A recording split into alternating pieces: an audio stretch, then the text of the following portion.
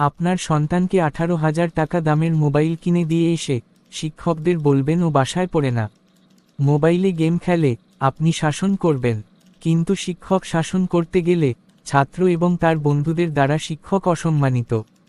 ফলাফল খারাপ হতেই দোষ দিয়ে বসেন শিক্ষকদের উপর। হ্যাঁ, আমরা মানি শিক্ষকদেরও দায়িত্ব আছে, কতটা ভালো করে ক্লাসে বোঝাতে পারছেন সেটা এড়িয়ে যাওয়া ঠিক নয়। কিন্তু আপনার সন্তান যদি গণিত বা ইংরেজিতে ফেল করে, সেখানে বাংলা বা ধর্মের স্যারের কি দোষ? একটা কথা ভাবুন, এই সময়ের শিশুরা কিভাবে বড় হচ্ছে।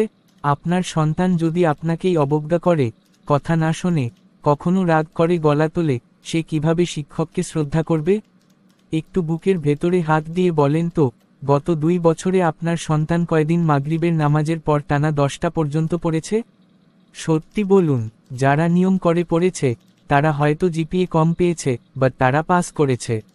যারা স্কুলে গিয়েছে, প্রাইভেট টিচারের কাছে গিয়েছে, তারা হয়তো প্রত্যাশামতো ফলাফল পায়নি, তবুও টিকে গেছে।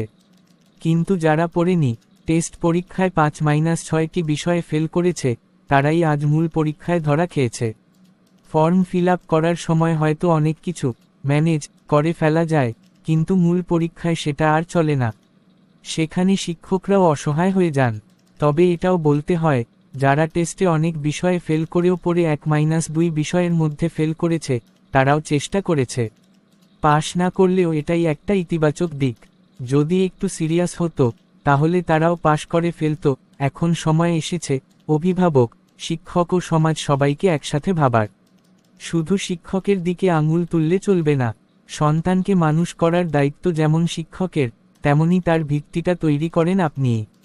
চলুন, আমরা সবাই মিলে সচেতন হই, দায়িত্ব নেই আমাদের সন্তানদের ভবিষ্যতের জন্য।